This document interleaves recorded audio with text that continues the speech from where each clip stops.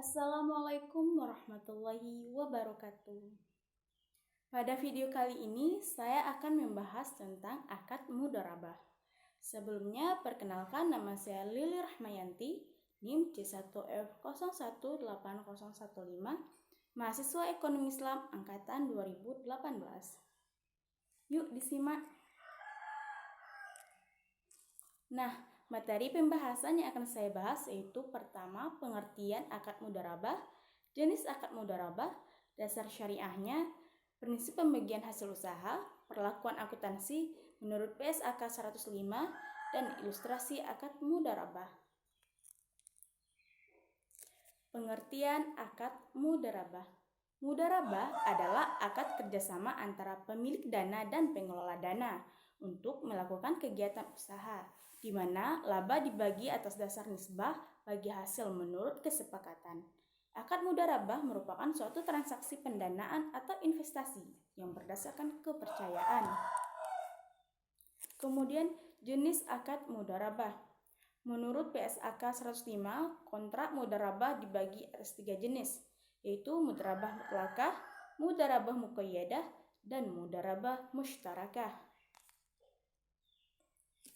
Kemudian prinsip dasar syariah, yaitu prinsip dasar syariah mudharabah adalah pertama Al-Quran, dan yang kedua adalah As-Sunnah.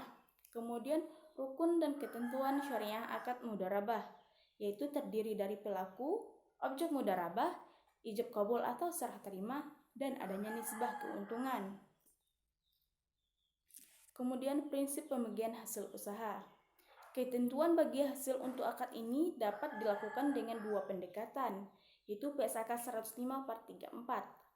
Yaitu pertama adalah hasil investasi dibagi antara pengelola dana dan pemilik dana sesuai nisbah yang disepakati. Selanjutnya, bagi hasil investasi setelah dikurangi untuk pengelola dana tersebut dibagi antara pengelola dana atau sebagai musytarik dengan pemilik dana sesuai dengan porsi modal masing-masing. Atau yang kedua, hasil investasi dibagi antar pengelola dana dan pemilik dana sesuai porsi modal masing-masing. Selanjutnya, bagi hasil investasi setelah dikurangi untuk pengelola dana tersebut dibagi antar pengelola dana dengan pemilik dana sesuai dengan nisbah yang disepakati. Jika terjadi kerugian investasi, maka kerugian dibagi sesuai porsi modal para mustarik. Kemudian perlakuan akuntansi atau menurut PSAK 105.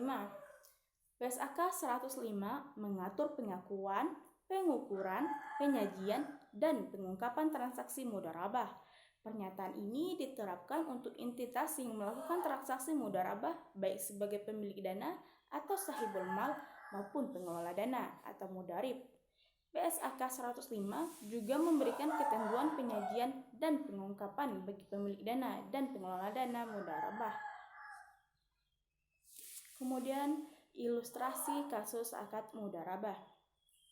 Contoh ilustrasinya adalah sahibul mal yang bermitra dengan mudharib untuk berusaha percetakan selama 6 bulan dengan modal 30 juta dan dengan kesepakatan nisbah bagi hasil yaitu 40/60 atau 40% untuk sahibul mal dan 60% untuk mudharib. Setelah 6 bulan berjalan, modal usaha telah berkembang menjadi 50 juta, sehingga keuntungan yang diperoleh adalah 20 juta, yaitu 50 juta dikurang 30 juta.